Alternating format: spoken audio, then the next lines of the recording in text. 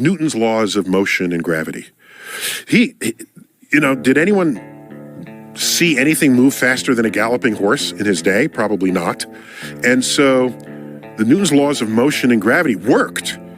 They worked not only for galloping horses, it worked for the moon in orbit around the Earth, and the Earth in orbit around the sun, and Jupiter's moons in orbit around Jupiter, all right, and for the planets. So, okay, but wait a minute, it doesn't work for Mercury. Mercury's orbit is not following Newton's laws. Is there something wrong with the data? Let's check it. Data's correct. Oh my gosh, what's happening? Einstein comes along and says, I have a new understanding of gravity and a new understanding of motion. And it accounts for this weirdness in Mercury's orbit.